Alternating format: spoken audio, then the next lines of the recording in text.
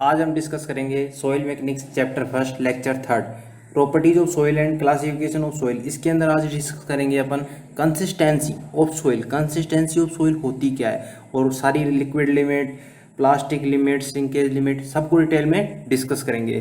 तो मैं हूं आपका अपना विवेक इंडिया और आज आप कंसिस्टेंसी ऑफ सॉइल इस वीडियो में डिस्कस करने जा रहे हैं। तो अगर आपको वीडियो अच्छा लगता है तो please like share and support and subscribe my channel. अगर आपको अच्छा नहीं लगता है तो please dislike this video and comment box में ज़रूर बताएं कि आपको ये वीडियो क्यों ख़राब लगा, तो हम क्यों और क्या इम्प्रूवमेंट कर सकते हैं। तो चलिए दोस्तों वीडियो को शुरू करते हैं। कंसिस्टेंसी ऑफ सोइल होती क्या है? कंसिस्टेंसी का मतलब होता है आसानी से सोइल कौन सी डिफॉर्म्ड हो रही है, मतलब it is also denote the degree of firmness of soil. ये सोइल की दृढ़ता को भी दर्शाती है कि सोइल सॉफ्ट है, सोइल स्टिफ है, सोइल कठोर है, हार्ड है। It is the strength with soil particle are held together, एक दूसरे से कितने जुड़े हुए हैं। और resistance of soil to the deformation, मतलब डिफॉर्म होने को कितना आसानी से रोक सकते हैं, कितना आसानी उनमें कितनी स्ट्रेंथ है कि वो सोइल को डिफॉर्म होने से रोक सकते हैं। तभी तो हमको पता चलेगा कि सोइल सॉफ्ट है, सोइल स्टिफ है, सोइल हार्ड है। और इस टर्म कंसिस्टेंसी ऑफ सोइल को, this term is used for only fine grain soil.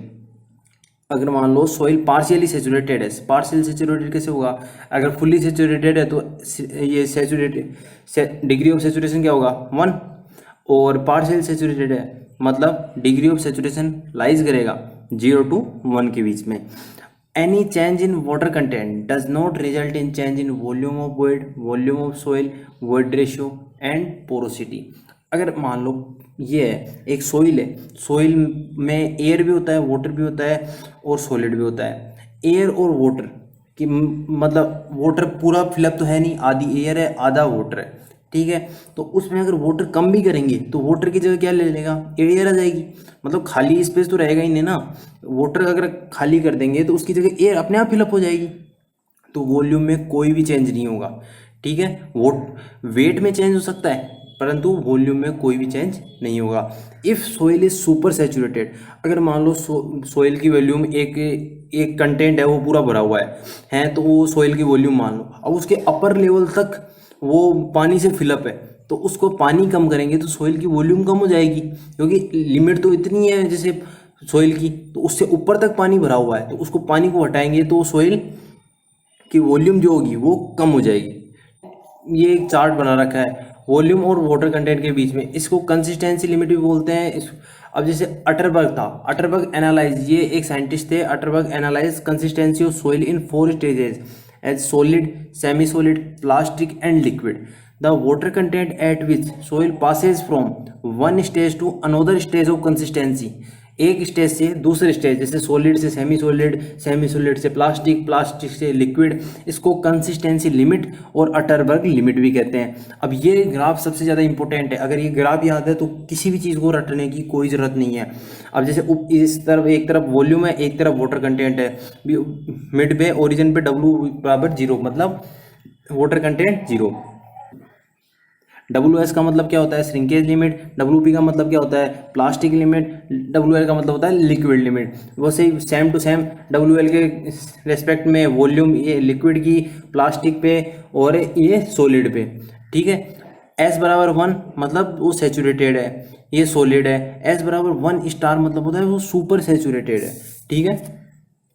अब आता है लिक्विड लिमिट। लिक्विड लिमिट क्या होती है? अब जैसे WL, WP और WS। WL है, WL में क्या है? WL पास हो रहा है लिक्विड टू, एक तरफ लिक्विड है एक तरफ प्लास्टिक है, तो लिक्विड स्टेज टू प्लास्टिक या प्लास्टिक टू लिक्विड, उसको बोलेंगे liquid limit. Soil passes from liquid stage to plastic stage and vice versa, ठीक है।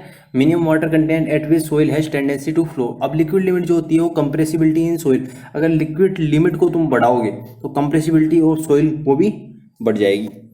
अब जैसे अब प्लास्टिक लिमिट के क्या क्या आ रहा है? सेमी सॉलिड एक तरफ प्लास्टिक स्टेज, ठीक है। तो प्लास्टिक लिमिट में क्या होगा?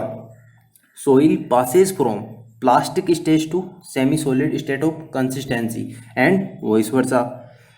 Minimum water content at which soil behaves as plastic material. अब श्रिंकेज लिमिट पे आते हैं, WS। श्रिंकेज लिमिट में क्या होता है, श्रिंकेज लिमिट में जैसे WS है तो क्या होना चाहिए, सॉलिड और सेमी सॉलिड दोनों स्टेज में होना चाहिए। तो जैसे soil passes from semi solid stage of consistency to solid stage of consistency and vice versa.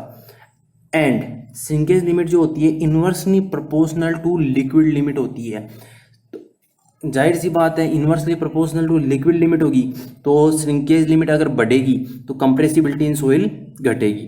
ठीक है, अब इसको और कैसे डिफाइन कर सकते हैं, it is defined as maximum water content beyond which further reduction in the water content of soil, further reduction in the water content of soil, ये ध्यान से सुनना, does not lead to reduction of volume, reduction in volume of soil.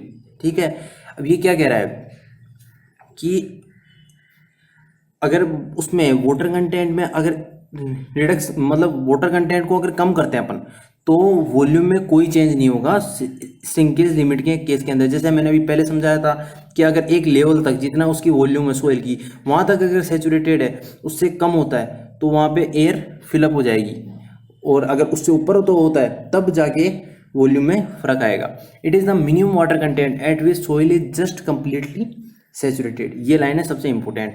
The water content at which soil is just completely मतलब full saturation से just मतलब बिल्कुल कम, थोड़ा सा कम सैचुरेटेड है।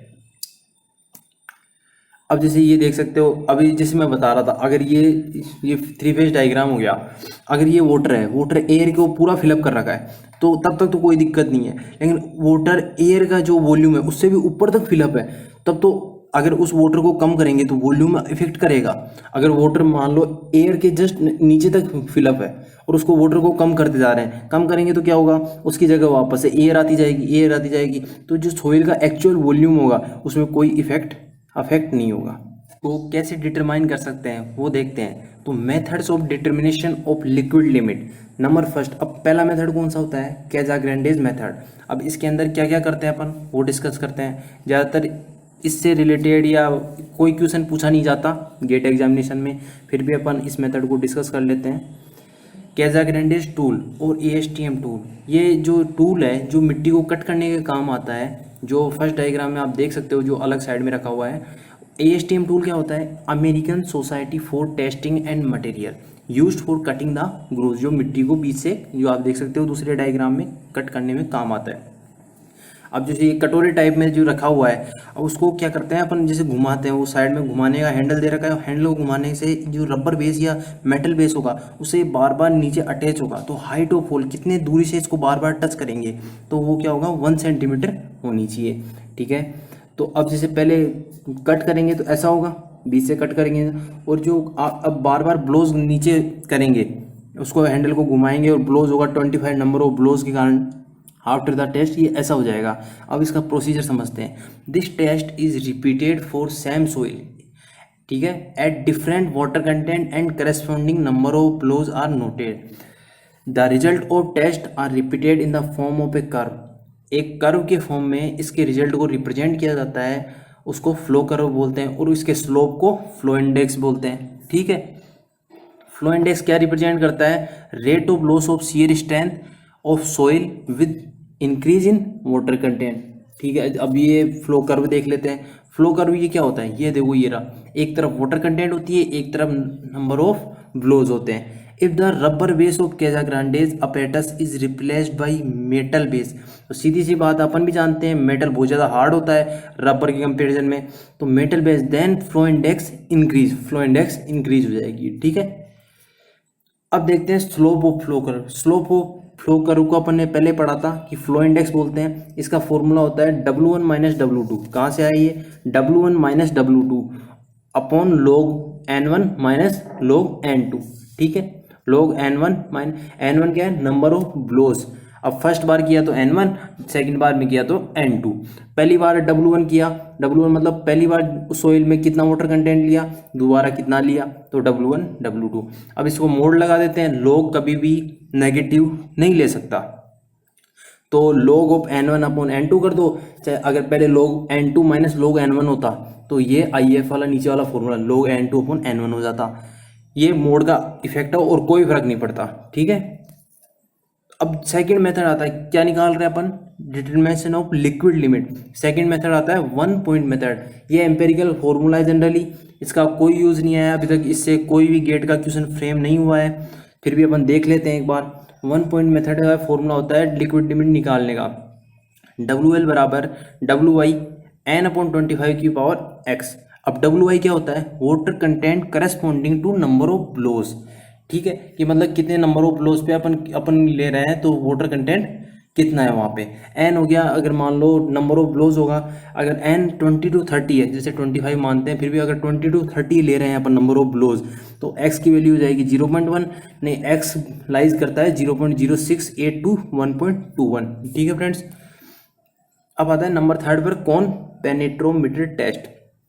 जैसे इसमें एक सिलेंड्रिकल वेसल जो नीचे रखा हुआ है, इसके अंदर फ्रीली इसको निडल को ड्रॉप करेंगे और फिर इसमें 30 सेकंड के बाद देखेंगे कि क्या होता है। तो अपन इसमें देख लेते हैं निडल का मास, ये निडल का स्लाइडिंग मास का वेट कितना होता है, 80 ग्राम, ठीक है। सिलेंड्रिकल वेसल है, उसकी हाइट कितनी है, 5 सेंटीमीटर और डाया भी 5 centimetre. The cone is release and allowed to penetrate the soil for 30 second, ठीक है। Liquid limit is taken as that water content with the penetrometer gives the penetration of 20 mm in soil, कि 20 mm in soil में कितने liquid limit पे जा पाता है, कितना वाटर कंटेंट रिक्वायर्ड होता है, ठीक है। अब जैसे ये क्वेश्चंस हैं, जो क्वेश्चंस आपको मैं अगले वीडियो में डिस्कस करूंगा पूरा डिटेल वाइज, तो आपको ये क्वेश्चन करने हैं, अगर आप कर सकते हो तो कमेंट बॉक्स में यहाँ आंसर ज़रूर बताएं, ठीक है। तो पहला क्वेश्चन है, the consistency of a saturated cohesive soil is affected by, किसके कारण अफेक्ट होती है, ठीक है। अब जैसे the following data the obtained from a liquid test conducted on a soil sample, इसमें नंबर ऑफ ब्लोज दे रखा है, वाटर कंटेंट दे रखा है, द लिक्विड लिमिट निकालनी है सोइल की। तो ये एक जो अलर्ट होगा ना, इस क्वेश्चन को 1 सेकेंड में कर देगा, ठीक है। At shrinkage limit the soil is, shrinkage तो सोइल क्या होती है, ठीक है। If the soil is dried beyond its shrinkage limit it will show, तो ये क्या शो करेगी, ठीक। अब ये क्वेश्चन है ना, ये अगर कोई कर सकता है फर्स्ट अटेम्प्ट में तो प्लीज़ ज़रूर कीजिएगा, ये बहुत इंपॉर्टेंट क्वेश्चन है और ये इससे रिलेटेड प्रॉब्लम्स पूछी जा रही है इस बार गेट एग्जामिनेशन में, ठीक है। अब अपन पिछले वीडियो में जो मैंने क्वेश्चंस दिए थे वो डिस्कस करते हैं। पहला क्वेश्चन है, for sand of uniform spherical particles the void ratio in the loosest and the densest state are. ये गेट का बहुत पुराना क्वेश्चन है, तो इस तरह के क्वेश्चन आने वैसे बंद हो गए हैं, फिर भी अपन देख लेते हैं। ये एक तरह से रटाऊ क्वेश्चन है, कोई कंसेप्ट नहीं है इसके अंदर, ठीक है। तो अब इसको देख लेते हैं। अब लूजेस्ट स्टेट में क्या होता है, solids are to be arrange in cubical array, ठीक, in which each solid surrounded by 6 sphere, 6 sphere से घिरी हुई होती है। अब डेंसेस्ट स्टेट में क्या होता है, 12 नेबरिंग सॉलिड्स होते हैं, ठीक है, 12 पास नेबरिंग सॉलिड्स होते हैं। Each solid is surrounded by 12 neighbouring solids, ठीक है। इसका वॉल्यूम क्या होता है, 4/3 पाई r क्यूब है, तो r को क्या लिख सकता है, d/2, तो इसको n से मल्टीप्लाई कर दिया, ठीक है। तो अब जैसे टोटल नंबर ऑफ स्पेयर निकाला तो 1/d into 1/d into 1/d, ये बिल्कुल रटाऊ स्टेप है और कोई मतलब नहीं है। टोटल वॉल्यूम ऑफ क्यूब हो गया, अब इसको टोटल वॉल्यूम ऑफ सॉलिड को करेंगे तो π/6 भी आ जाएगा। अब वॉल्यूम ऑफ सॉलिड अपने पास है, अपने पास टोटल वॉल्यूम 1 मान के चल रहे हैं, तो 1 में से माइनस कर देंगे, फिर ई का फॉर्मूला हम जानते हैं, volume of void upon volume of solid, तो इसका आ जाएगा 0.91, ठीक है। अब जैसे 1.2, ये कौन सा क्वेश्चन था, ये था, a saturated sample has dry unit weight दे रखा है अपने पास, स्पेसिफिक ग्रेविटी दे रखी है, गामा डब्ल्यू दे रखा है, ठीक है। तो गामा डब्ल्यू दे रखा है, जी दे रखा है, तो अपने को ई निकालना है, ई निकालनी है वो पहले, अपने को निकालना वाटर कंटेंट है, तो पहले फॉर्मूले से तो अपन ने ई निकाल लिया। फिर अपन ने एक रिलेशन मैंने एक बताया था साउल ऑफ सोइल, उस डायग्राम में पूरे फॉर्मूले लिख के आपको दिए थे, उसमें एक रिलेशन था SE बराबर WG।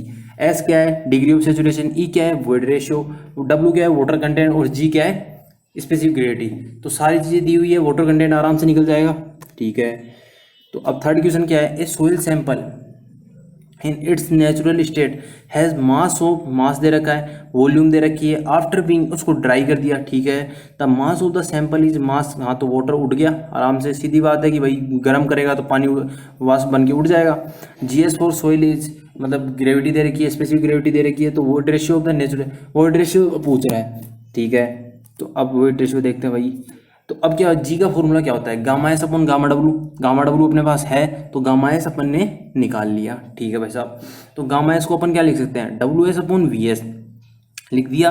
तो वॉल्यूम ऑफ सॉलिड अब नहीं मेरे को निकालना है, तो वॉल्यूम ऑफ सॉलिड कैसे निकालूंगा, W S upon gamma S, gamma S अपन ने जस्ट ऊपर निकाला था तो गामा एस लिख दिया। डब्ल्यू एस क्या है, डब्ल्यू एस दे रखा है 2.035 किलोग्राम। अब किलोग्राम को न्यूटन में कैसे बदलें, तो मल्टीप्लाई कर देंगे 9.81 से, ठीक है। तो वॉल्यूम ऑफ सॉलिड आ गई। अब वॉल्यूम ऑफ सॉलिड आ गई तो क्या कर सकते हैं अपन, वॉल्यूम ऑफ वॉइड निकाल सकते हैं। कैसे निकालेंगे, total volume minus volume of solid. तो वॉल्यूम ऑफ वॉइड कितना आ रहा है अपने पास, 0.4 इंटू 10⁻³ ई का फॉर्मूला जानते हैं वॉइड रेशियो का हम, कि volume of void upon volume of solid, ठीक है friends.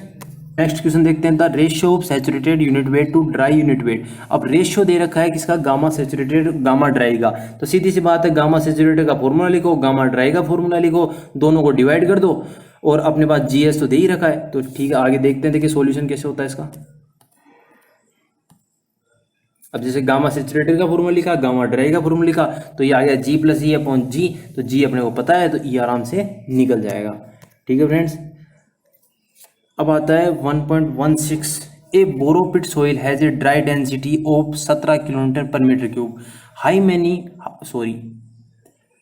17 kilometre per metre cube, how many cubic metres of this soil will be required to construct an embankment of 100 metre cube volume with a dry density of 16 kilometre per metre cube.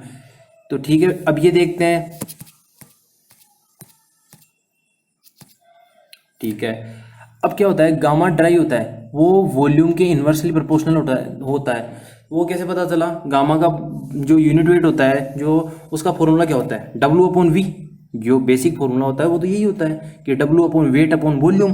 तो volume के तो inversely proportional हुआ, ठीक है। Gamma 1 अपने पास 17 दे रखा है, gamma 2 16 दे रखा है, V1 पूछ रहा है और V2 हमको गिवन है, तो इसका फॉर्मूला बन जाएगा V1 अपॉन V2 बराबर गामा 2 अपॉन गामा 1। तो V1 क्या कैसे निकलेगा, 16/17 इंटू 100, तो क्या 94। ये गेट का प्रीवियस क्वेश्चन है, इसको ध्यान से देख लेना। Thank you for watching this video.